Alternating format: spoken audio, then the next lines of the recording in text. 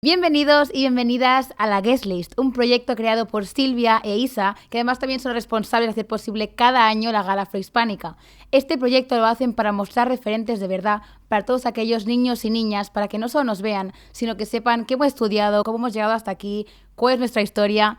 Y yo también me presento, soy Lie, me voy a estar hoy muy bien acompañada, así que hoy vamos a hablar de lo que es el sector de la abogacía, así que os voy a dar paso también a la gente que me acompaña en esta mesa, así que muchas gracias por venir antes de nada y me gustaría si pudierais poco a poco pues presentaros vosotros. Bueno, buenas, me llamo Souliman Diallo y bueno, soy abogado penalista en Córdoba, de paso y ya más adelante continuo con la charla. Mi nombre es Ragela, vivo aquí en Alcalá de Henares y me dedico a la extranjería. Mi nombre es Rubén Vaquero y felicitaros también por el esfuerzo y por el espacio. Mi nombre es Jennifer Barreales, ejerciente colegiada aquí en Madrid, en Alcalá de Henares, y aquí estamos. Mi nombre es José Luis Torres, soy también abogado aquí en Madrid y en Toledo. Y nada, mucho encantado de estar aquí con todos vosotros también hoy. Mi nombre es Guillermo González, soy abogado y politólogo, soy el presidente de la Asociación de Juristas Afroeuropeos y quiero agradecer esta iniciativa. Genial, muchísimas gracias a todos. Y antes de nada, no os preocupéis porque van a ser preguntas que estáis más que preparados y preparadas para contestar. Así que voy a empezar muy fácil. Lo primero que me gustaría saber es ¿por qué decidisteis estudiar esto? Yo pienso que es una vocación que se realiza con una abolición que es política, porque mi causística es la del derecho penal y yo pensaba y pensaré que sin derecho a la defensa no hay democracia. Entonces, por eso estudié y estudio. Yo personalmente pues siempre influenciada por las películas, ¿no? Que quiere ser CSI, que quiere ser pues bueno, lo que sale en las series, ¿no? Y por unas cuestiones u otras pues para defenderme a mí misma también, sea el motivo por el que cualquiera pueda intuir o sea pues por otras cuestiones personales, familiares y demás. Claro. ¿Y en alguno de los casos alguien ha sido porque a lo mejor alguien de entorno también está metido en este sector? ¿O...? En mi caso no es porque nadie estuviera metido en el sector, es simplemente por todo lo contrario. En realidad es una historia que podríamos decir hasta un poco truculenta, ¿no? Tenía pues aproximadamente 18 años, ¿sabes? Cuando iba tranquilamente con mi moto nueva y de repente apareció una persona que decidió chocarse directamente con mi moto, destrozarme la pierna y dejarme la moto completamente destruida. Cuando le pregunté que por qué lo había hecho, me dijo que es que estaba harto de los negros, ¿no? Desde ese momento, pues intenté contactar con la policía, intenté mover el procedimiento y me di cuenta que no sabía absolutamente nada. Al final, ese procedimiento se acabó archivando y me prometí a mí mismo que no me volvería a pasar eso ni a la gente de mi comunidad.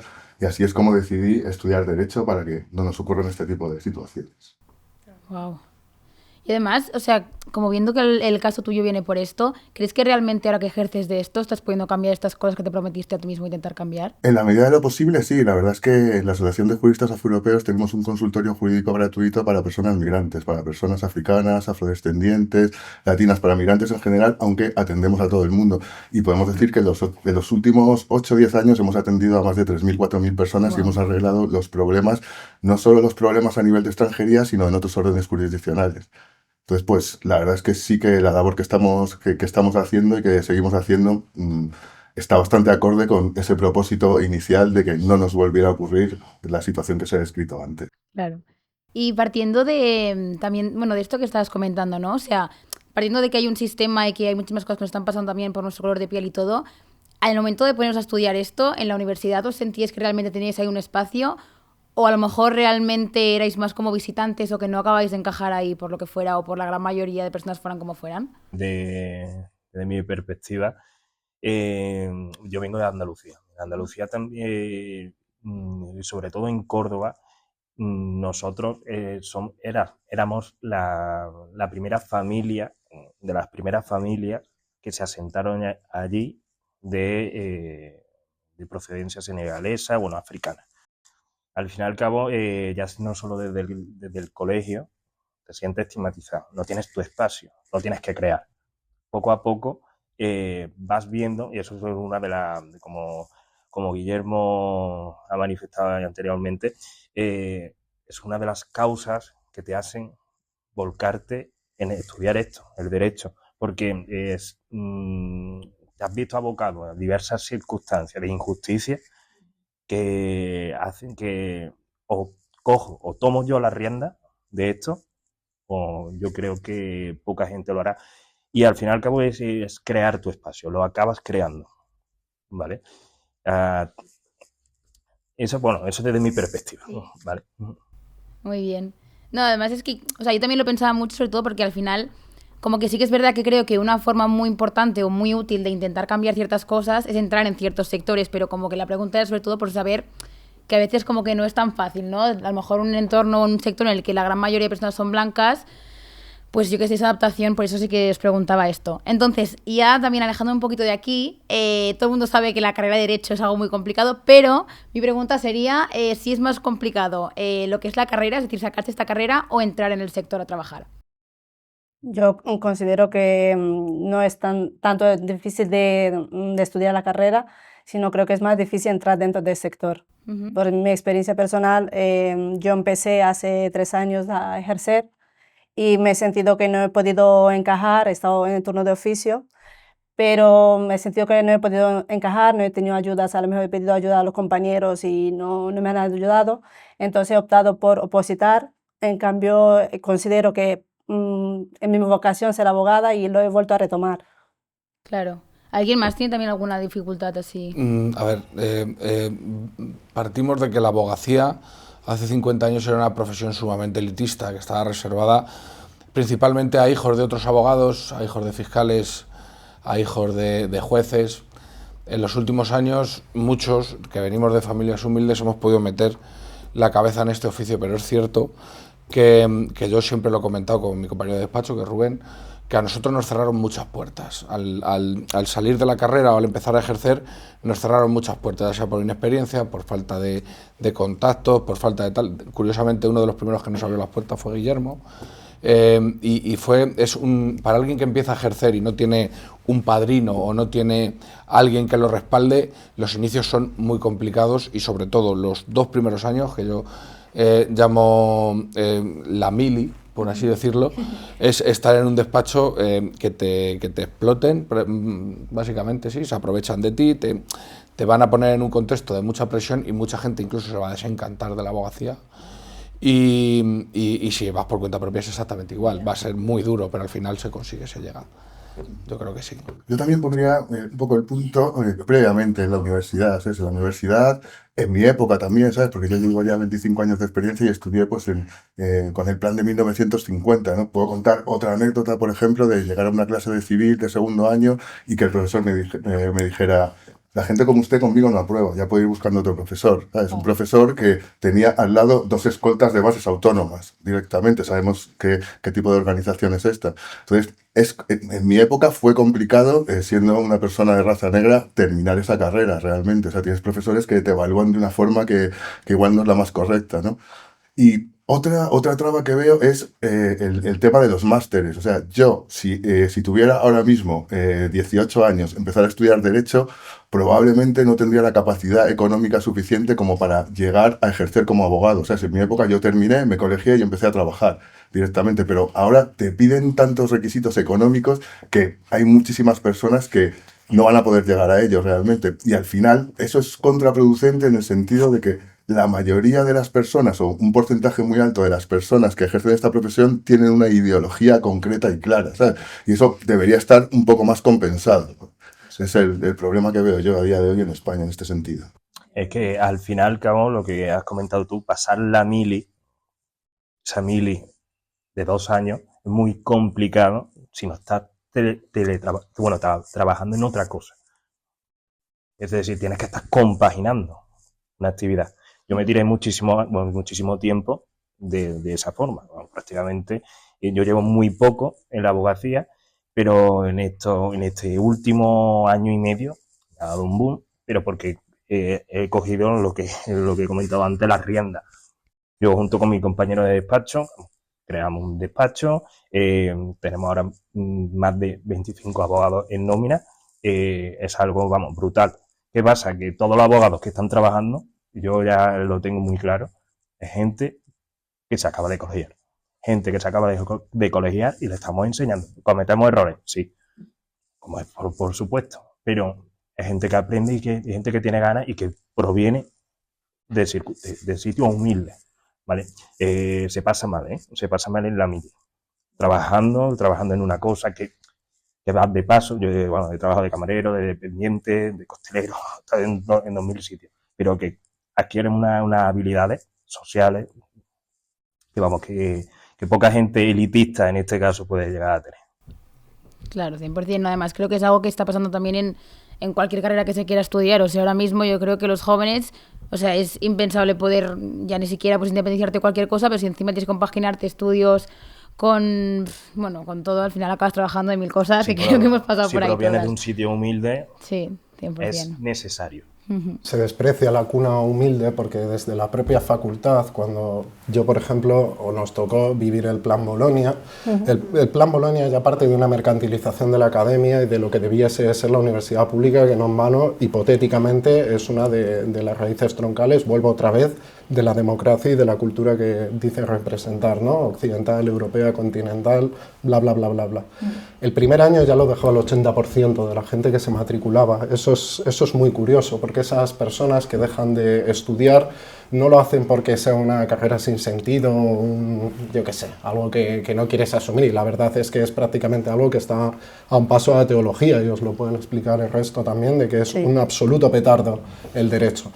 La cuestión es que ese 80% que lo deja, muchas veces lo hacen porque tienen que vivir el hecho de encadenar el trabajo con los estudios, y esa dinámica máxime, si estás en Madrid y te ves obligado a pagar un alquiler, que ni hablamos de ese tema, el hecho del esfuerzo que supone echarle horas de tu tiempo y de tu intensidad volitiva hacia una dirección, al trabajo, a que te exploten, a cobrar muy poco dinero. Nosotros veníamos tampoco es que tenga 100 años, pero bueno, con Rajoy nosotros cobrábamos 600 euros al mes, sí. 600 euros, no 605, 600 euros. La evolución hacia eso, ¿cuál es? Que tienes una dinámica en la que cada vez que suspendías una asignatura, por la condición que fuese, encima te ponían un plus de carga de que tienes que pagar hasta el triple de lo que te costaba la matrícula. Pasas ese umbral, lo siguiente que tienes es un máster, que el más barato en su momento, al menos cuando estudié yo, estaba sobre los 5.000 euros, y después pasas a una situación de becaría en la que no vas a cobrar, vas a entrar en lo que yo llamo las galeras, que son grandes despachos orientados quizás a el mercantil, a lo financiero, a la reclamación de deuda, a las cosas que dan dinero de verdad, que tienen una plantilla de personas a las que pagan o no pagan directamente, abusando de esas condiciones que da el máster para que tú puedas trabajar en un periodo formativo en el que al final no das ninguna formación, porque lo único que haces es un trabajo mecánico, y luego la salida que tienes es hacer la entente que comentaban los compañeros, que es intentar montarte tu propio despacho y situarte, pero entre tanto pues tienes necesidades básicas, tienes que pagar un alquiler que es inasumible, tienes que comer como bien puedas, tienes que intentar vivir entre tanto, porque hay que vivir entre tanto, pero bueno, yo he hecho la mirada atrás y a lo mejor hemos penado 8 o 9 años, sí. Es decir, hasta poder estabilizarte mínimamente y decir, joder, tengo cierta soltura respecto a lo que llevo desembocando toda mi vida, todo mi esfuerzo, y eso es brutal, la verdad, es algo que es inasumible, y yo pienso que parte de una mercantilización de la academia y de la universidad que a día de hoy nuestro propio colegio, nuestro propio Consejo de la Abogacía están exacerbando más aún, se está yendo más aún hacia pues eso, un postulado de universidades digitales, universidades que tienen cobertura por el Colegio de Abogados o por universidades públicas que tienen una situación de deuda que es demencial. Hace poco la Autónoma ha vendido terrenos para poder pagar un adelanto de un crédito. Es decir, y tienen una situación de cientos millones de euros de deuda. Y dices, es decir, no vamos a un buen camino, veníamos mal, pero vamos peor, no hay una mejora, estamos... Y bueno, esa es mi aportación. Ilusionante como siempre. No, es que además es verdad que da mucha pena, pero porque creo que es como en realidad que además estamos como asumiendo y simplemente como que lo dejamos pasar. Y además encima yo creo que también aguantamos muchísimos comentarios de que somos una generación súper vaga que realmente no quiere hacer nada. Y creo que todo lo contrario, porque aun y todo lo complicado que tú ya estás diciendo que es, creo que hay mucha gente, muchos jóvenes que sí que están intentando estudiar, aunque esto implique ser pluriempleada de cualquier cosa que ni siquiera quieras. Por tanto, me da mucha rabia que hayas vivido esto, pero me parece muy guay que lo puedas también contar como para como dejarlo como de testimonio. O sea que muchas gracias. Es la historia de todos los abogados. Sí, sí, ya me imagino. Es que la mercantilización lo que hace es que te pone a competir ya desde la facultad y te pone a competir con otros compañeros. Y cuando tú ya te colegias y vas a ejercer y llamas al timbre de un compañero, ese compañero no te ve como un compañero, ya te empieza a ver también como un competidor. Entonces, el tema de las ayudas, cuando empiezas, hay compañeros excelentes. De hecho, aquí hay dos, que son Guillermo y David, que está de espectador, que son los dos únicos que nos abrieron la puerta en su día. Sobre todo a mí, yo llamé por teléfono, a mí David, que es un abogado respetado, profesor de universidad, una eminencia le considero yo en lo suyo, me abrió la puerta y me dijo, te voy a ayudar, ¿sabes? Y eso era tan complicado conseguirlo que Rubén y yo tiramos años intentando que alguien nos ayudara, Rubén, yo y nuestro compañero Diego, que alguien nos ayudara, que alguien... Siempre nos cerraban. Y hasta que nos hemos abierto paso, lo que ha dicho, 9 años penando. Eso es algo que es cierto. A no ser que seas hijo de... Hijo de, exactamente, lo que cuenta, es una presión. Luego también está el tema de que te enseñen, ¿no? De tener la oportunidad de aprender. Y es que cuando sales de la carrera, a lo mejor, pues no es plan Bolonia, ¿no? No has aprendido de la mejor manera y demás. Luego cuando buscas unas prácticas, pues a lo mejor te tienen ahí... Sí, sí. Haciendo monitorio. Que lo monitorio sí haces, si te dejan tocar los procedimientos, claro. Reclamación de cantidad. Yo personalmente tuve la oportunidad de, bueno, yo dentro de la incomodidad, buscar un sitio en el que me sintiera identificada. Me encontré con el despacho de Erika Eguera con Erimo Abogados. Allí hice las prácticas, me fui durante un tiempo y allí volví a trabajar y ahí estoy. Qué guay, muy bien. Ahora ya cambiando un poquito, sí que es verdad que yo creo que de todos los sectores la gente como que nos imaginamos cosas, ¿no? Por ejemplo, pues depende de lo que habíamos visto en las pelis y tal, pues tú tienes una imagen en la cabeza. Yo, por ejemplo, que no tengo mucha idea de lo que es el sector de abogacía, pues tendré algunos mitos o una construcción hecha en mi cabeza. Por tanto, ya que estoy también acompañada, me gustaría que pudierais como desmentir alguno de estos mitos de lo que la gente piensa que realmente luego en la vida real no es así. En mi caso, por ejemplo, yo he venido de Huelva, he venido a Madrid a terminar la carrera y he empezado mis prácticas en el despacho de Madrid. Y pues como dices, desde la película tienes siempre una idealización de la justicia. Y cuando he llegado al despacho para hacer mis prácticas, pensaba que iba a llevar procedimientos o enseñarme. Y lo que he percibido era lo único que era la típica secretaria de hacer cosas sin entender lo que estaba haciendo, era todo mecánico y nada productivo. Yo empecé a frustrarme, digo, esto no es lo que yo esperaba del derecho y llegué a decepcionarme totalmente de la abogacía. Como que se desmontó un poco, ¿no? En plan, claro, no era lo que yo me esperaba. Claro. Después de los 4 años que te llevas en la universidad, pasas el máster y todo eso, dices, pero si no es nada parecido a lo que tú esperabas. Y después te encuentras con la dificultad de, pues fuera de que, pues eso, que necesitas más ayuda, necesitas un poco de práctica y nadie se para en ayudarte, en explicarte. Lo tenemos establecido, ¿no? En el código deontológico, en el estatuto, que nos ayuden nuestros centros. Exactamente, sí, está pero establecido. Están muy ocupados, ¿no? Vamos a dejarlo ahí, que están muy ocupados. Vale, vamos a empezar a hablar un poquito de lo que es la diversidad dentro de este sector. Entonces, mi pregunta principal para abrir ese sector sería, o sea, esta parte, si realmente el sector de la abogacía es un sector que es diverso o es más homogéneo de lo que nos pensamos. No es nada diverso, vamos, prácticamente.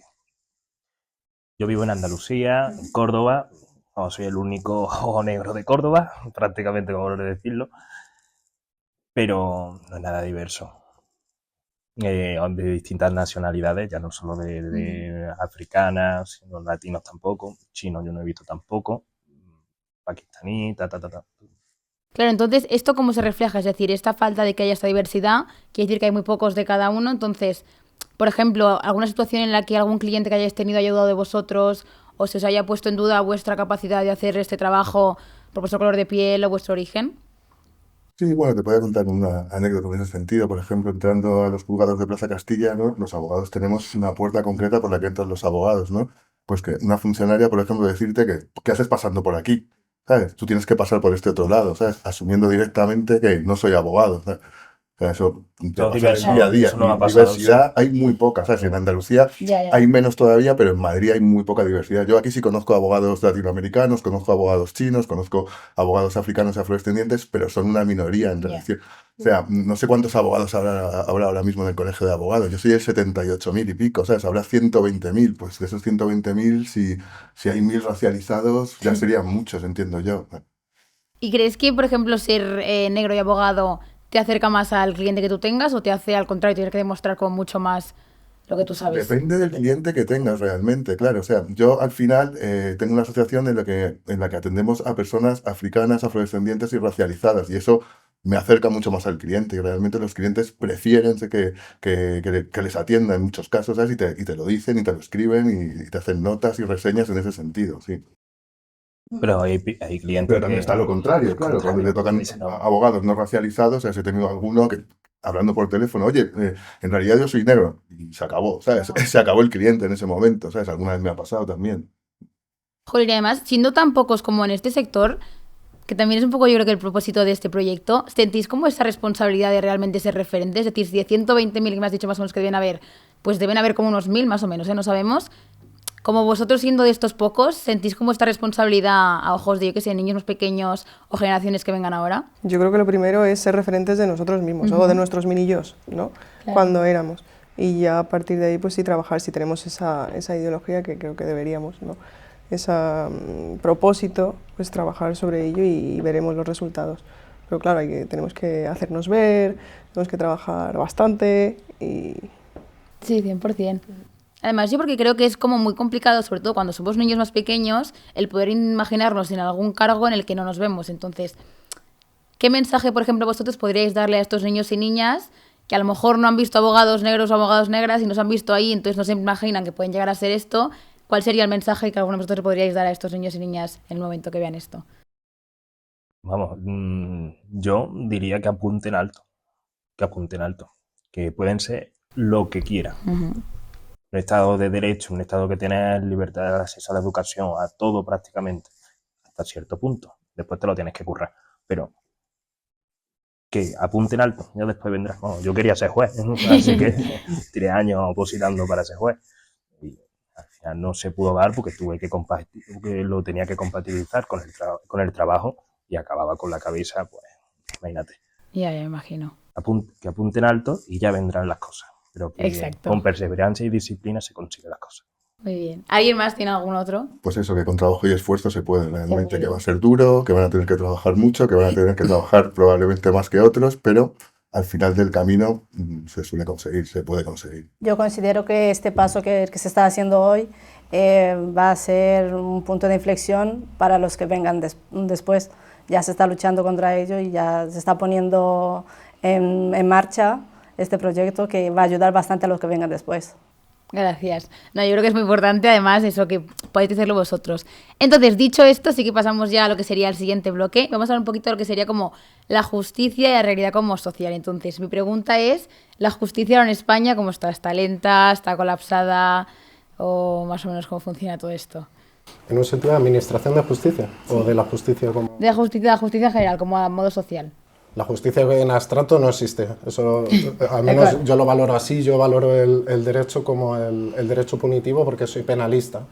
Y yo entiendo que igual que no existe la justicia, no existe ley buena o mala, lo único que existe es una posibilidad para la defensa o no, y posibilidades para la defensa que están muy limitadas dependiendo de circunstancias concretas de personas que, por ejemplo, pues puede ser un cliente que tenga un cuerpo racializado y que le van a tratar como basura, le van a prejuzgar, le va a tratar mal la policía en la detención, le van a tratar mal en el calabozo, si va al médico forense le va a tratar mal, por supuesto, la fiscalía que tiene que preservar la legalidad del procedimiento y que esa persona da, le va a tratar mal también, los funcionarios al uso le van a tratar mal, si hay un interino le tratará mal también y cuando lleguemos a su señoría es el peor que le va a tratar, salvo en la apelación que se van a juntar 3 magistrados para determinar que esa persona es basura, porque se la ha prejuzgado, porque ha habido un procedimiento que es prospectivo, porque se ha detenido a una persona que ya se sabe que van a condenar.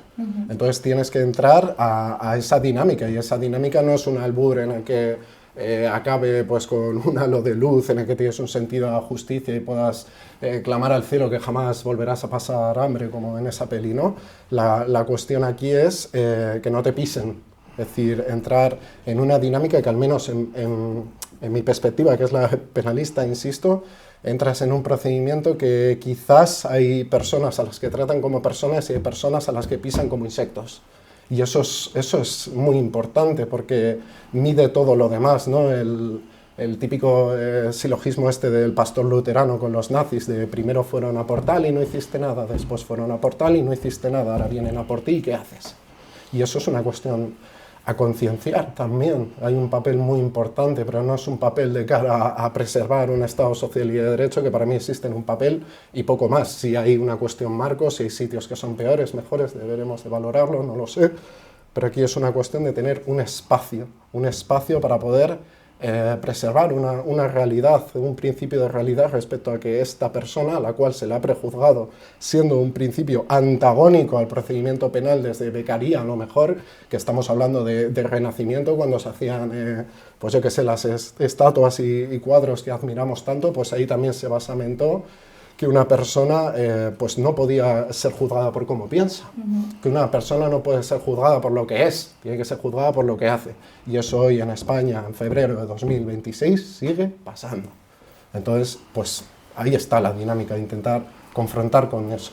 Yo tengo dos preguntas, sobre todo sobre lo que has dicho de que, bueno, hay más, pero para hacerlo corto, lo que has dicho de que hay como esa diferencia de cómo te tratan, es decir, o te tratan muy bien o de repente al final te tratan como un insecto. ¿Qué es lo que marca esta diferencia o en qué se basa? Yo entiendo que hay una concadenación de prejuicios, pero que también es una cuestión estructural. Hay una política criminal, a esta persona le tratan como basura porque hay alguien que dice que hay que tratarles como basura, y eso tiene un objetivo que en mi idiosincrasia yo analizo al menos como una cuestión económica.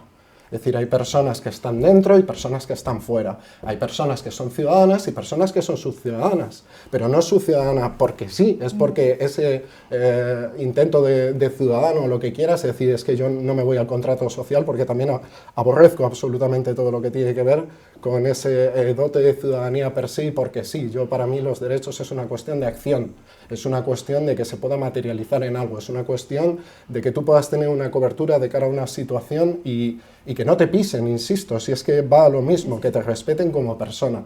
Si hay personas que no respetan como personas, no es porque haya un individuo que sea un imbécil, que no tenga educación suficiente, cultura suficiente, o que sea imbécil genéticamente, no lo sé, un imbécil de manual. No es esa cuestión, ese ser imbécil o dejar de estar, pero está en una estructura, está en un arquetipo social, y ese arquetipo social reproduce una dinámica económica que basamenta en sí la sociedad. Entonces, ¿por qué están tratándole como basura? Pues eso subyace y hay que intentar hacer pues una abstracción a los motivos económicos que hay detrás, y los hay. Es decir, en este país, que podemos estar hablando 400 horas sobre las cosas que van mal, hay gente que le va perfectamente, como el cielo para un cristiano o para un comunista, yo qué sé, el soviet supremo. Les va como les tiene que ir. Como los elfos en Rivendell, les va genial. Son los que manejan el asunto y lo hacen a costa de otros que les va muy mal, que sufren y penan mucho, y a los que no tratan como personas.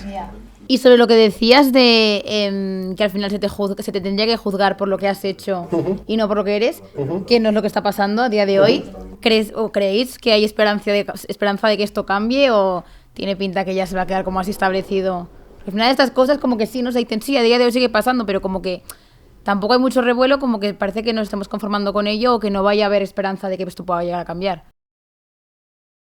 Hasta que no se haga algo al respecto no va a cambiar. Ya. Ahora mismo estamos en ello, estamos en el camino. A lo mejor como estamos día a día, pues vemos que las cosas no cambian y demás, pero supongo que en su momento quienes cambiaron las cosas pensaban lo mismo, que no había esperanza, que no tal. Creo que hay que tener paciencia y sobre todo no desistir, y continuar y pelearlo, y nos vamos a frustrar y demás, pero no pierdas el foco, no pierdas tu objetivo. 100%. Para cambiar o no, depende del sistema político, también tiene que ver, ¿sabes? También tiene que ver con quién gana y pierde las elecciones, ¿sabes? En este país hay muchísimas cosas que van para adelante y para atrás y hace que no avance de una manera lineal, ¿sabes? Entonces depende mucho de lo que quieran los españoles y de lo que voten los españoles también. Y también como llamas de como preguntas que tengo yo y que creo que mucha gente, pues, si tuviera todos estos abogados delante, igual preguntaría. Algo que yo he visto mucho en redes que se pregunta es si aquí en España se abusa mucho de lo que es la prisión provisional. Sí. Sí, rotundamente, sí. Vale. Sí, y están los Sí, sí, datos, sí, sí. o sea, es una barbaridad. De manera súper mecánica, por supuestísimo que aquí se agudizan un montón las represiones que se hacen a ciertas colectividades, orientaciones, orígenes. Es decir, la prisión preventiva es algo que se utiliza mucho más de la cuenta. Es una cuestión que casi ha pasado a ser un procedimiento administrativo en el que, si bien es cierto que cuando se enerva la presunción de inocencia es en el juicio, la prisión preventiva no es una pena de banquillo. La prisión preventiva está orbitada para asegurar el procedimiento y no se cavila directamente. Se trata como si fuera, yo que sé, pedir un Mad Whopper. Es decir, que no es una cuestión de que vayan a ver el caso concreto, las circunstancias concomitantes a la situación personal de esta persona, si se va a asegurar el procedimiento. No, directamente cogen y dicen, vale, perfecto, lo típico de padres de familia, vale, perfecto, sí, es moro, a la cárcel. Y luego pensamos por qué en prisión preventiva hay tantas personas que tienen pues una trascendencia migrante, que tienen unos orígenes determinados. Es porque ese filtro hay personas que las pasan o personas que no. Yo te puedo hablar de que hoy yo tengo un cliente que es conductor de Uber que le han detenido 56 veces. 56 veces, no 55, 56, que dices, madre mía, amor hermoso, vale, perfecto. También tengo gente que es su primera detención y están en prisión provisional. ¿Y por qué? ¿Porque patatas? No es porque patatas, es porque la persona que la ha metido en preventiva está directamente prejuzgando un nombre, prisión preventiva, no cuadra. Tú no puedes prejuzgar si eres juez. ¿En qué mierda estás trabajando? Es decir, tú tienes que intentar usar esos recursos pues, para los fines que tiene, pero no se utilizan para esos fines. Y es una cuestión que es dramática. No es que se abuse de ello, no. Es que es una cuestión dramática. Estamos hablando de 1/3 de la población penitenciaria, sin juicio. Y estamos hablando de personas que, si bien hay algunas que puedan tener cierta movilidad funcional o recursos para poder asumir eso, por ejemplo, teniendo familia, hay gente que no. Y hay gente que... yo pienso que la prisión no favorece absolutamente a nadie, ni a la sociedad, ni al individuo al cual tiene que vivir ese infierno, literalmente. Pero, ¿qué consecúa eso? Es decir, sociológicamente, si yo cojo a un chaval de 21 años y le meto en preventiva a menores de 21, ¿qué crees que voy a conseguir con él? Pues un superdelincuente, una persona que odie absolutamente todo el sistema y una persona que entienda que le están tratando como un enemigo público por la tontería de que le están tratando como un enemigo público, porque luego ya el trato que tienen dentro es recopetín, y hablamos de instituciones penitenciarias, insisto, 700 horas si quieres, porque es dramático. Y realmente, o sea, si lo que decías, ¿no? Que al final acaban juzgando por el nombre, por la procedencia de esta persona, ¿cómo lo justifican o cómo, o sea, por qué lo pueden hacer realmente sin que pase nada? O sea, no nada, pero, o sea, si está pasando tanto como decís. Pues porque un policía lo avala en un atestado, que es donde empieza todo el problema. Después va a ir al Ministerio Fiscal, que en vez de hacer su trabajo lo que va a hacer es avalar lo que ha dicho el policía. Esos hitos que están dentro de la típica diligencia de imputación formal a una persona tienen una conectividad que es absurda. Es decir, yo he tenido procesado a gente que la han acusado de adoctrinar a terceros a favor de ISIS y de Al-Qaeda por hacerse vídeos haciendo dominadas. Y a esa persona, ya te digo yo, que si yo me grabo, yo Rubén Vaquero, de ascendencia castellana y madrileña, perfectamente católico y ateo, justo por la consecuencia de venir de una familia católica, a mí no me hubiesen hecho eso. A mí no me hubiesen metido en preventiva, pero es que ya no te hablo de preventiva, te hablo de preventiva y dispersión. Es decir, una concepción y uso del sistema punitivo como un que se joda. Porque no tiene una situación que vaya a revertir en que haya menos índice de criminalidad. No va a favorecer económicamente a la sociedad porque cada preso cuesta 70.000 euros al año. Es decir, no es una cuestión que favorezca nada más que a cierta como sentimiento de venganza. Una cuestión de que alguien diga que se jodan. ¿Quién dice que se jodan y quién se jode? No seré yo Gramsci, pero hay una dominancia y hay personas que están por debajo de esa dominancia y la sufren. ¿Por qué? Porque los otros viven... Los otros sí que no van a preventiva. Ya. Dramático. No sé. Ya. Es que ha sido mucho. También he visto mucha gente que dice, o que propone, ¿no?, la mediación como una forma de sustituir que haya tantos juicios. Entonces, ¿creéis que realmente si hubiera más mediación se podrían evitar juicios? Para absolutamente nada, vamos, prácticamente antes se utilizaba la mediación, aunque no fuese preceptiva o obligatoria. Nosotros los abogados la utilizábamos. Prefiero un mal acuerdo a un buen juicio para 2 años vista. Ya. se intenta concordar, pero ahora no lo han puesto por ley. Ahora no lo han puesto por ley con todas las problemáticas que hay.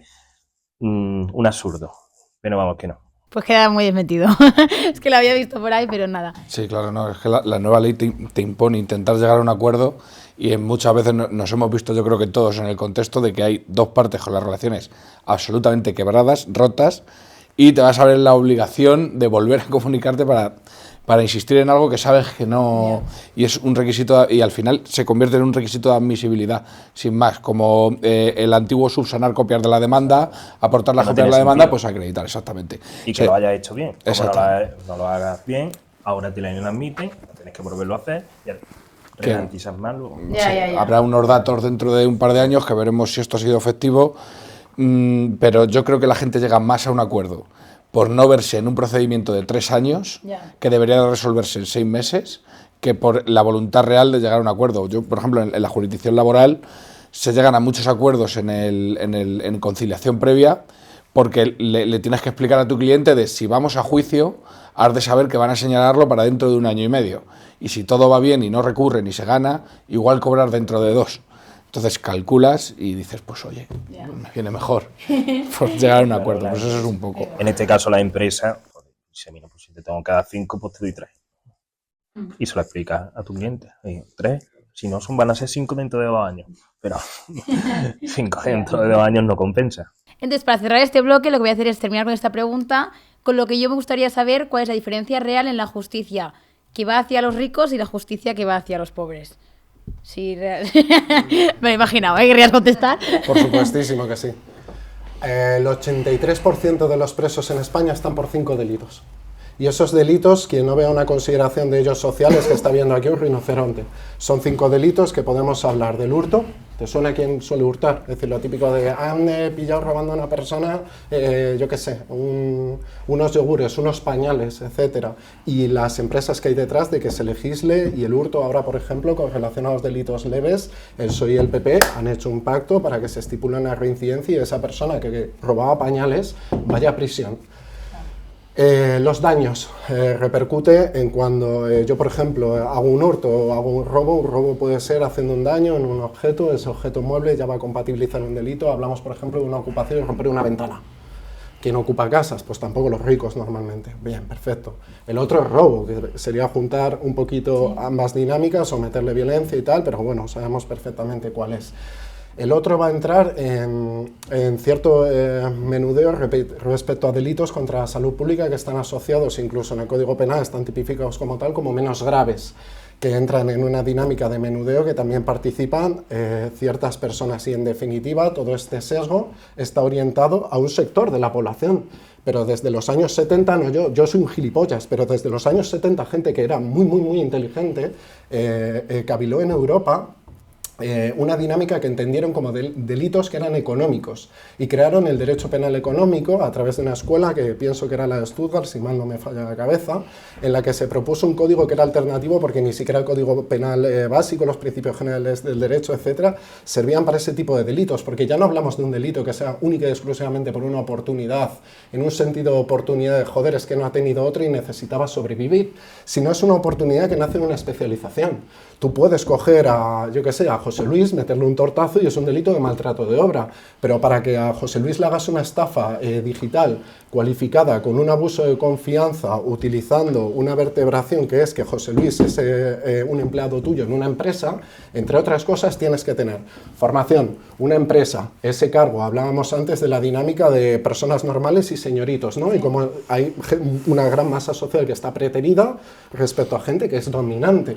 Esta gente dominante también es la que financia y yo pienso así, yo no voto, porque yo pienso que quien gana las elecciones en España y en muchos más países es quien tiene un favorecimiento económico por parte de ciertos grupos, lobbies, yo que sé, ahora está en boca desde la guerra de Ucrania llamarles los oligarcas, ¿no? Es decir, gente que tiene un montón de poder indexado en el capital de la producción, en los medios de comunicación, en los partidos políticos, en la administración pública, etc.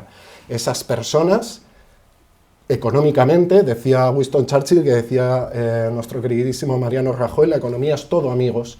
Esas personas, ¿cuánto incide en miles de millones de euros el daño que hacen a la administración pública y a la sociedad española? Muchísimo, muchísimo, insisto, parte de un criterio de especialización. Los alemanes de los que hablaba antes les llamaban los delitos de cuello blanco, porque lo asociaban a un oficinista. Es que no puedes hacer ese delito si no estás a cierta altura. Y esos delitos no es que no se persigan, sino es que puedes ver directamente la derivación que tiene, por ejemplo, en la trama Gürtel, en relación a la gente que investigaron, y luego el que entra a prisión es el jardinero que ponía 6 toboganes la misma vez. Y dices, joder, qué curioso. ¿Y dónde están los del gabinete de ministros de Aznar? ¿Dónde está? Pero vamos, que esto no hay ni por qué indicar al PP, ¿sabes? Yo no soy tan mayor, pero vamos, Filesa. El PP, bueno, el partido más corrupto de toda Europa durante un buen marco de tiempo. Después entramos a otro tipo de corruptelas, por ejemplo, de los ERE, el escándalo que hubo respecto a los pagos de los ERE. ¿Todo ese dinero se devuelve? ¿Esa gente va a prisión? Cuando van a prisión o cuando se les condena, ¿se les exige que devuelvan ese dinero? Te digo otra más, ¿siguen delinquiendo? Cada vez que salen los Panama Papers o yo qué sé, Madeira Invest o típico, yo qué sé, caso súper rimbombante en el que se mueven cientos de millones de euros que se blanquean, para blanquear algo tiene que tener un origen ilícito, no es una cuestión de que sea dinero en efectivo, es ilícito. Esas construcciones se penan. Es decir, ahora por ejemplo, si yo te digo que se ha movido prácticamente más dinero con la estafa del IVA de los combustibles que con todos los demás delitos que haya en los últimos 9 años y que estaba involucrado el propio ministro de Economía del PP y que esa causa está en secreto en la Audiencia Nacional desde hace 7 años y no hay ningún preso, y hablamos de miles de millones de euros. Es decir, ¿qué tenemos delante? ¿Qué tenemos delante? Pues a una perorata en una entrevista que le está diciendo, el problema son los menas. Los menas es el problema. Los menas van a regularizar y quieren que voten. La gran sustitución. Sustitución, insisto, y vuelvo a lo de antes, les va muy bien. Como se lo tienen montado, les va muy bien. Hay que intentar, pues yo qué sé, y va en el camino también de lo que comentabas antes, todo cambia, todos cambiamos. La cuestión es participar en esa transformación y en qué lado de la acera estás. O con la gente o... Ya. Yo lo tengo claro. ¿Y tú? También. Pues ya estaría. Yo creo que todos. Nos vamos.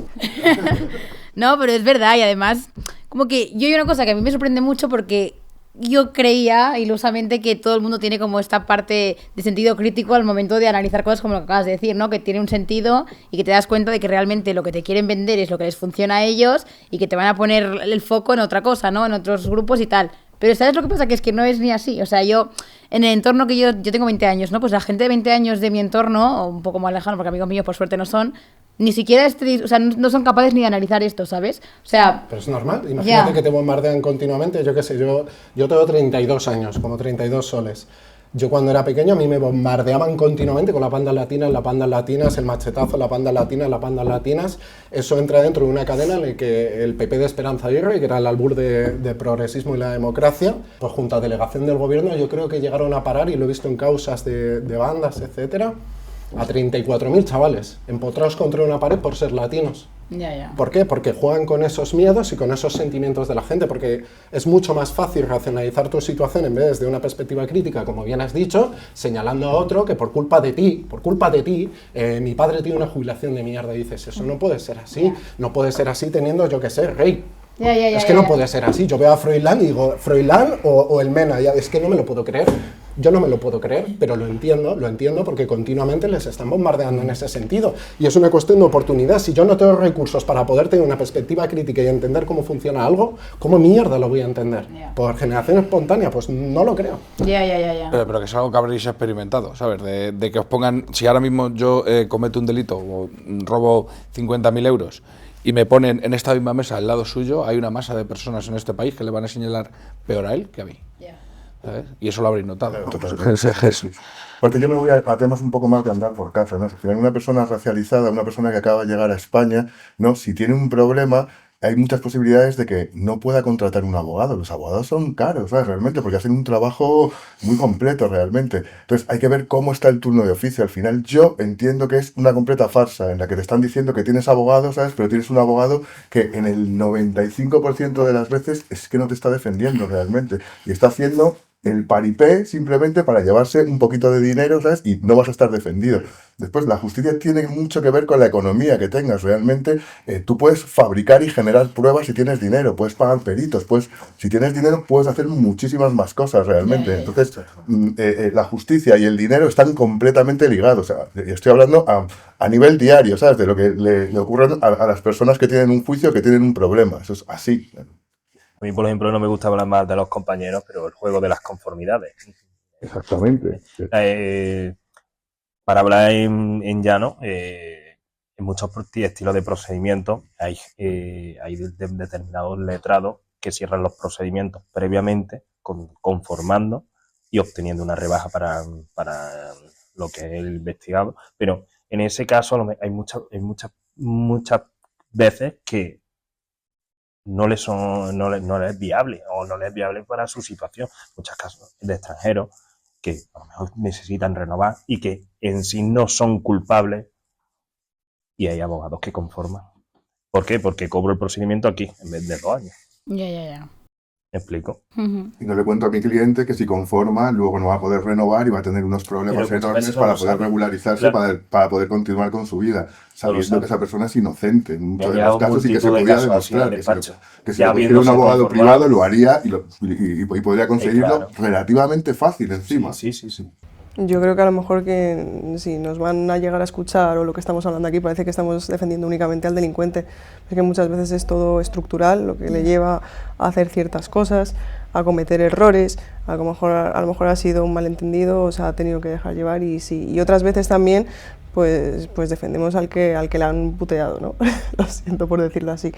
Y por ejemplo en lo que es mi cultura materna, muchas veces cuando tienes un problema y vas a reclamar justicia o vas a demandarlo, denunciarlo, lo que sea, ya desde casa te dicen, no, pero para, no hace falta, vamos a llegar a un acuerdo, vamos a intentar resolverlo en casa, ¿sabes? Sobre todo cuando es un tema pues intrafamiliar y demás, ya sea penal, ya sea civil o incluso laboral, ¿no? Si llegas a trabajar para un negocio de la familia. Entonces, así, comentando un poco algo más de casa, no más de calle. Sí, no, 100%. También me gustaría, porque creo que antes también me he centrado un poco en lo que es cómo es vivir dentro de ese sector siendo racializado, pero también creo que el hecho de que tengamos aquí 2 mujeres también es algo guay, para que también podáis al menos explicar cómo es cómo lo vivís en el día a día con el suplemento pues de que además también sois mujeres en un sector que no sé exactamente cómo está, pero me imagino que como la gran mayoría. En mi caso, por ser mujer, no he tenido ninguna dificultad. La verdad que en ese caso no ha sido por ello. Muy bien. Dificultades, a ver, las ha habido desde siempre. A lo mejor estamos más acostumbradas dependiendo de la estructura, del contexto, lo que sea. Y yo creo que es tener mucha boca, mucha labia y continuar, ¿no? Y rodearte de buena gente. Hay gente pues que obviamente no del sexo, género, como lo quieras llamar, opuesto, que sí, que va a intentar estar por encima y hacerse notar, pues dejándotelo claro, ¿no? Que es porque es él. Pero bueno, pues seguimos y no perder el foco. Y no perder el foco, eso es lo más importante. Y ahora yo creo que hemos hablado muchas cosas, entonces vamos a hacer una pausa porque vamos a ir a escuchar la nueva canción de Mavit, que es It Takes Time, y después seguimos con este episodio.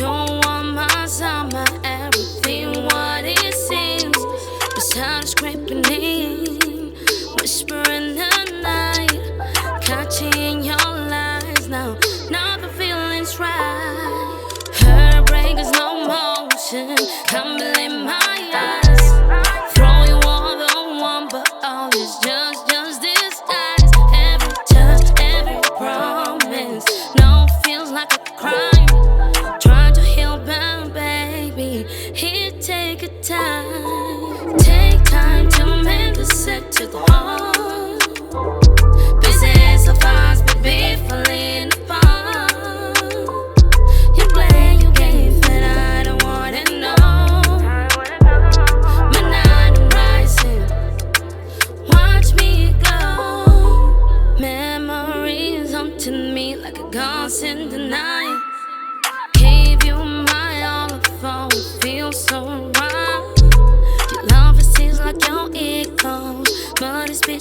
feet.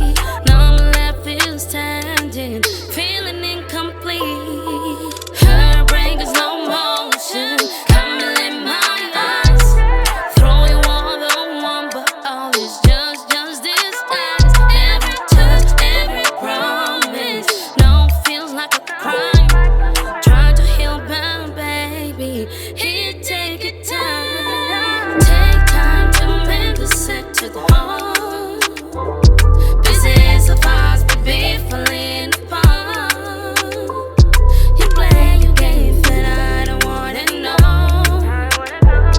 Midnight I'm rising, watch me glow. Her break is slow motion, coming in my eyes.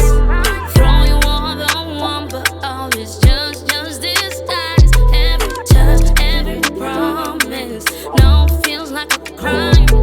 Try to heal, but baby, here take your time.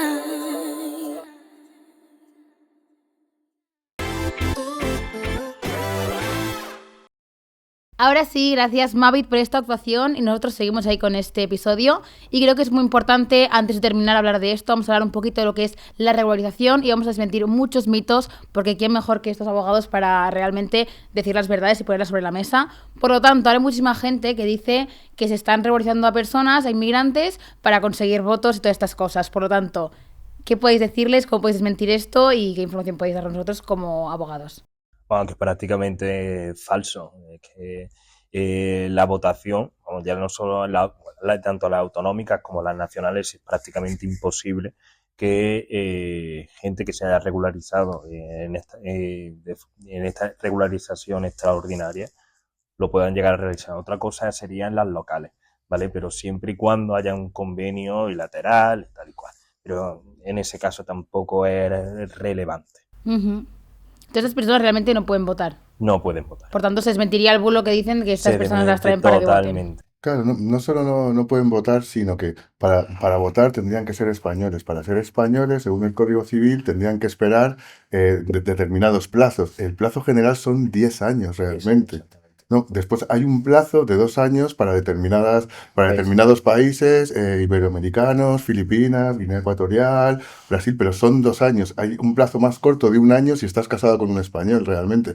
Pero pensemos realmente, o sea, ¿por qué saben que esas personas van a votar al partido concreto que les ha regularizado? Hay muchas personas que se van a regularizar que tendrán sus ideas políticas, o sea, asumir que esas personas que van a ser regularizadas van a votar al partido que les está regularizando es completamente absurdo, ¿sabes? No se puede saber, ¿sabes? No estás en la cabeza de cada uno de ellos. Claro. Al final la regularización lo que nos trae es que esas personas de alguna manera puedan aportar a la seguridad social, ¿no? Tenemos en España una pirámide completamente invertida, necesitamos personas que trabajen realmente. Edad laboral, claro. Y necesitamos también que se acabe esa neoesclavitud, ¿sabes? Que podemos hablar de ella en hostelería, por ejemplo, o casos más sangrantes en Andalucía, ¿no? En las personas que trabajan en el campo, que realmente pues no tienen ningún seguro, no tienen nada. Podemos hablar hasta de muertes de personas que estaban trabajando para un jornalero y les tenía metidos en un chamizo, ¿no? Y les ponía un brasero de esos antiguos, por ejemplo, ¿sabes? O sea, toda la instalación de ese sitio tenía placas solares, ¿no? Eso no se podía utilizar para ellos, ¿no? No se podían calentar con eso. Y al final, 2 de ellos acabaron muriendo por el dióxido de carbono realmente. O sea, al final lo que tratamos de hacer con todo eso es evitar esa neoesclavitud, y muchos de esos partidos políticos que ahora claman al cielo, en realidad ellos han hecho otras regularizaciones perfectamente. O sea, ¿por qué cuando lo hicieron en su momento no era problema y ahora sí lo es? Otro problema es yo creo que no tenemos tampoco que asociar 100% a que esto es para trabajar, para que trabajen, para que reviertan nuestro problema con la seguridad social, con las pensiones o con lo que sea. Todo el mundo estamos trabajando, españoles, no españoles, lo que sea. Y creo que si tuvieran acceso a información o supieran dónde buscar cómo venir regularmente, que se puede, no es simplemente estar aquí, que has venido y te has quedado y luego has tenido y luego estás aquí durante años. Irregular, no es así. O sea, si tuvieran el acceso a esas, que me estoy trabando un poquito, acceso a esa información, podrían venir de manera regular, estar aquí como residentes sin acceder a la regularización y adquirir sus nacionalidades cuando esperaran el tiempo que esperaran. La cosa es que si están aquí están aportando a las empresas, que tienen derecho directamente, que no es en plan que nos vayan a quitar el trabajo, que no es en plan que estén aquí en España y estén ocupando espacio como si estuviéramos apretados en el metro, ¿no? Que eso es otra cosa, estar apretados en el metro. Es que tienen derecho a ser y a vivir en condiciones, y que si se han desplazado es porque hay problemas o porque simplemente quieren venir y quieren estar aquí. Y ya no solo es que quieran venir, sino que es que ya están aquí. Ya están aquí. Están aquí en un régimen que los excluye totalmente de la sociedad. No puedes sacarte ni una cuenta bancaria. No puedes hacer absolutamente nada. Si ya estás aquí, estás aportando, estás trabajando en negro. Si te regularizas, será pues un bien para todos. Es que es un bien para todos. Y hay qué pena que la gente no lo pueda ver así. O sea, yo creo que con esto ahora ya sí queda más que desmentido este bulo. Y ahora sí que pasó un poquito, porque creo que es muy guay que seáis abogados todos y hablemos de lo que es más profesional, pero creo que también la intención es poder como personificaros un poquito a cada uno. Entonces a mí me gustaría que podíais contarnos alguna experiencia que os haya marcado mucho, algún caso en concreto que emocionalmente, pues, no sé, haya sido más gestión o que os haya marcado y que lo tengáis muy presente. Bueno, voy a hablar pues de mi primer caso realmente, ¿sabes? Que sí que me marcó, ¿sabes? Yo empecé sobre todo con el tema del derecho laboral, y el primer caso que llevé fue antes de salir de la universidad, en cuarto de Derecho, y tenía que ver pues con una empresa de estas de venta de hamburguesas que descubrimos que aproximadamente le quitaba unos 6.000 euros al año a cada trabajador. Aproximadamente a trabajadores que en realidad no ganaban mucho, ¿no? Ya. Entonces, ese fue mi primer caso y uno de los que me marcó y me hizo avanzar en el tema del derecho laboral. Qué guay, muchas gracias. Yo no voy a ahondar mucho muy para atrás. Tengo casos que me han tocado muchísimo la fibra, porque yo también soy muy sentimental, pero por uno reciente, que es de un cliente que ahora mismo estamos peleando con él, él trabajaba para el Estado y de la noche a la mañana, por su procedencia, él es marroquí, le han quitado todo.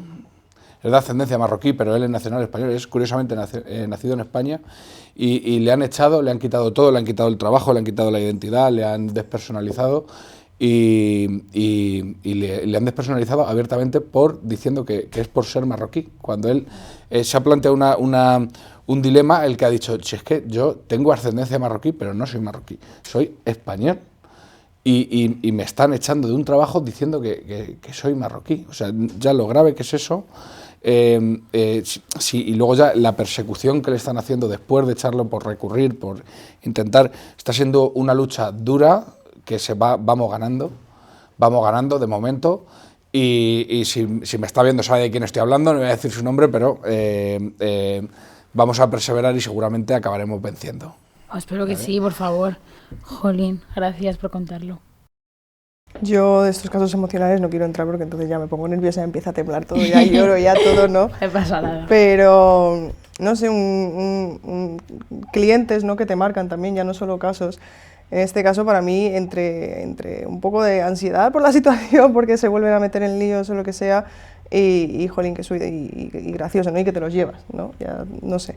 Era un cliente que me lo encontré porque casualmente, por una relación familiar, lo que sea, amistad, lo que sea, y había vuelto a meterse en un lío pues por cuestiones de familia, porque tu familia está fuera, por mucho que tú estés dentro y estés cumpliendo lo que sea, los errores o los traspiés que hayas tenido, pues tienes tu familia fuera y cuando pasa X tiempo no sabes cómo manejar tus emociones y tal, pues haces lo que buenamente puedes. Entonces era una tras otra y siempre entrando, saliendo, y la persona está bien, la verdad, es como estas personas que te dicen que están mejor dentro, ¿no? Todo lo contrario de lo que hemos hablado antes, ¿no? No sé, eso pues a mí me marca que la gente pues tenga ese hábito, ese estilo de vida, ¿no? Yeah. Pero bueno, no es gracioso, no es triste, pero es curioso. No. Sí, yo creo que es digno de escuchar también, muchas gracias. Yo aprovecho este momento, igual que cualquiera del que tengo la posibilidad, no para contarte un caso cerrado, sino para hablarte de uno que tenemos abiertos. Es la muerte de Abdelrahim. Es un chico de 35 años que presumiblemente, o al menos en mi opinión, o es lo que defenderé en un jurado, fue presuntamente asesinado por dos policías municipales que estaban fuera de servicio. en el cual tenemos pues bueno, una situación en la que, si bien puede haber un debate respecto a unos hechos, cuando hay un vídeo el debate se limita mucho. Incluso habiendo un vídeo en el que se ve perfectamente cómo esta persona es presuntamente asesinada, se le ha tratado como un delincuente, se ha tratado como una persona que merecía morir. La gestión que ha habido, no puedo de verdad contar los detalles a día de hoy, pero podemos decir que se ha defendido a los homicidas, se ha proyectado que esta persona merecía morir por ser un delincuente toxicómano de origen magrebí. Se ha cerrado absolutamente cualquier soporte y apoyo que tienen las víctimas de cara a los delitos. Se ha revictimizado a la familia y se ha insistido continuamente en que era algo que fue fortuito, como si yo, pues yo qué sé, estornudo, te empujo y te tiro por un puente. Es decir, una cuestión absolutamente aleatoria, al azar, cuando, insisto, está grabado. Y el planteamiento desde el principio fue intentar como que quedase que prácticamente le había dado un infarto por la calle. Eso es lo que le dijeron a su madre. A su padre, que sabe hablar castellano como yo alemán, es decir, nada, le asistieron sin intérprete en comisaría y le hicieron firmar que su hijo era un delincuente y un drogadicto. Y tenemos una evolución en la que hay cierto sector del mass media que, por cierto, yo qué sé, se representará un 90% tanto en televisión como famosos streaming que se dedican a dividir a la gente y a agotarnos en torno pues, a un catastrofismo continuo y a un guerra civilismo perfectamente orientado a tumbar al actual gobierno, que postularon de manera continua una serie de tesis que no son suyas. Son una serie de tesis que reverberan tanto la Administración de Justicia como el Ejecutivo, como los policías que han investigado, como los abogados que están defendiendo a estas personas. E insisto que no es otra de que una persona, por no lo que ha hecho, sino por las condiciones materiales que tiene desde su nacimiento, que son absolutamente aleatorias, merecía morir. Y en eso estamos, y hay que también hacer conciencia sobre ello, porque repito, si esta persona, los vecinos y las vecinas no hubiesen tenido la valentía de grabar mientras había policías alumbrándoles con linternas, amenazándoles, diciéndoles que no grabasen, insultándoles, y grabaron igualmente y tuvieran el coraje de buscar y perseguir esa idealidad de la justicia, ahora mismo este asunto estaría cerrado. Hay que hacer una gran advertencia sobre ello. Participad de la democracia. Si tenéis oportunidad, grabad esas intervenciones, no os calléis, facilitadlas. Hay contactos, hay gente de prensa que va a daros voz. Hay gente que estamos detrás que vamos a participar de esto y no lo vamos a hacer a través del dinero que se nos ponga en una mesa, sino por principios. Nosotros tenemos una obligación, que es dar lo que tenemos, no lo que nos sobra. Y en este sentido tenemos que seguir empujando. Este procedimiento no está cerrado. Muy posiblemente vaya a un tribunal del jurado, y ese tribunal del jurado va a estar compuesto por gente que no está racializada. ¿Qué va a suceder? ¿Va a ser una cuestión de principio de igualdad de ley? ¿Va a ser una cuestión de que la persona que sea miembro del jurado tenga una compensación en relación a lo que ha sufrido esa familia, a lo que ha sufrido esa persona? ¿Van a tener esa pleitesía? ¿Va a actuar el Ministerio Fiscal defendiendo la legalidad? ¿Vamos a encontrar ese sentido de la justicia o tendremos que luchar y ver lo que pasa? Pues en eso estamos, y en esa proyección es en la que tenemos que materializar, insisto, el derecho a la defensa e intentar que este asunto, que no iba a ningún sitio, llegue al fin que queremos todos, que es que el día de mañana, cuando una persona piense que tiene la potestad y autoridad de matar a otra por sus orígenes, piense que va a estar un buen tiempo en la cárcel después, y que hay consecuencias directas, y que todas las personas somos personas. Gracias por aprovechar también el espacio para contar esto así y hacer como esta denuncia, esto, la verdad. Cualquiera del que tengamos oportunidad, por supuesto que sí. Bien. Merci. Buena intervención. Bueno, después de las intervenciones de mis compañeros, que han sido bastante buenas, bueno, yo quiero una pequeña anécdota sobre un procedimiento que yo tuve hace relativamente poco, no es una persona de fuera, sino una persona de aquí, una persona de España, en la que nos contrató para revocarle nos contrató para que no entrase en prisión. Prácticamente le habían revocado la suspensión de la entrada en prisión y al no satisfacer la responsabilidad civil, pues le han dicho que tenía que entrar en prisión. Me tocó muchísimo ese caso porque hice todo lo posible para que no entrase en prisión, acreditando todos los medios de prueba en el que él no tenía dinero, en el que él tenía ciertas cargas. Al final no me dieron la razón y tuvo que entrar en prisión.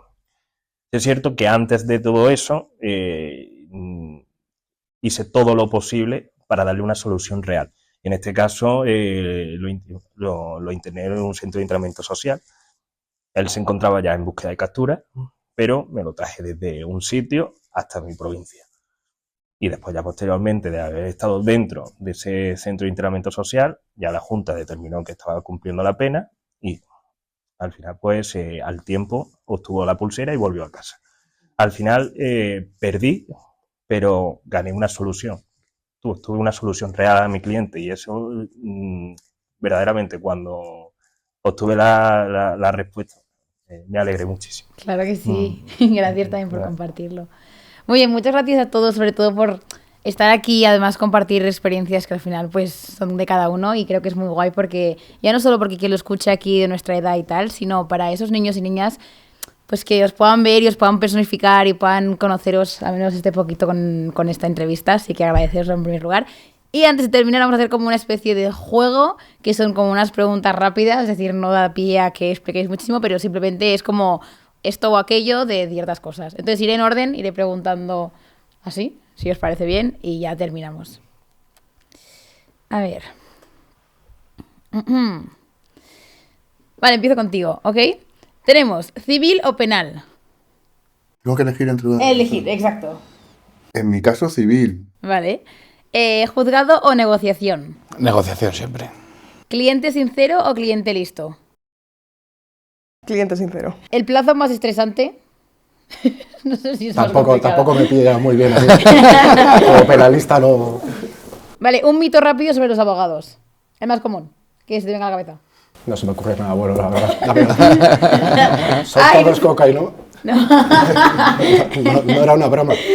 Vale, lo vamos a dejar con esto, yo creo. Gracias, alguien del público. Dame otra. Perdón, me perdí ahora. Ah, mira, de penal. Y digo, penal. Ya está. ¿Un delito sobrevalorado? Delito sobrevalorado, los delitos contra la seguridad vial. ¿Un problema legal muy común? Un problema legal muy común, en mi caso, en extranjería, el no tener la documentación. Es un problema legal bastante común. El estar en situación irregular en España. Exacto. ¿La frase que más repetís? No busques en ChatGPT, por favor. Yo lo haría, seguro. ¿La justicia tarda pero llega, sí o no? No. ¿Consejo legal universal? Corto.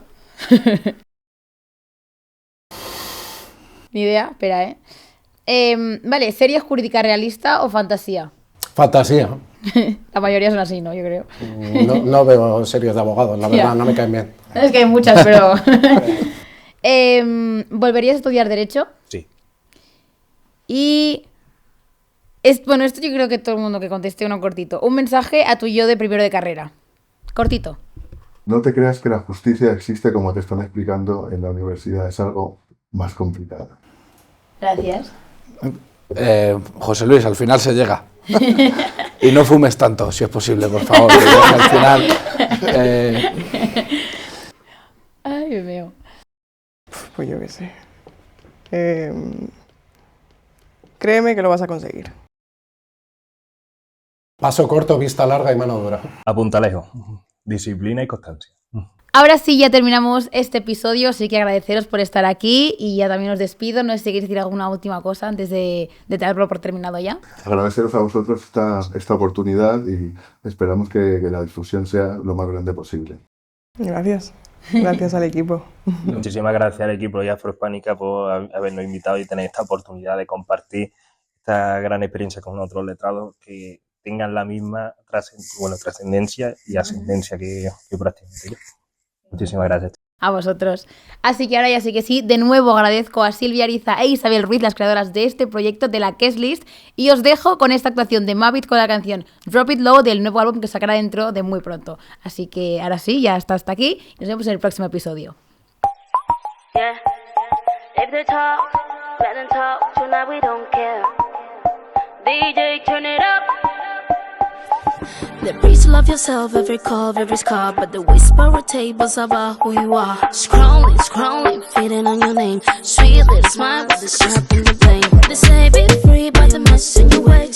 Judge who you love, who you move, what you taste. Hungry eyes in the dark below. Everybody what you wanna drop below. Let them eat it up, let them choose love. All the noise bones back, man, I drop it low. Let them eat it up, let them choose love. Them start froze, story, I don't know them. Drop it low. Let it slide, let them talk. While you shine, they gon' need of your life. Let it don't pay your time. Drop it low on your skin. Let the rhythm pull you in. If the humble little stare, let us tell you don't own anything. If my body don't fit your frame, still make a whole place shake. If my love don't look the same, still I'll give what I can take. They consume every detail. Every snap, but them up a for drama. Ain't gon' ever hold me back. Let them eat it up, let them choose love. All the noise bones back, man, I drop it low. Let them eat it up, let them choose love. Them start froze, story, I don't know them. Drop it low, let it slide, let them talk. While you shine, they gon' need of your life. But it don't pay your time. Drop it low on your skin. Let the rhythm pull you in. If the humble, let us stare. Let us tell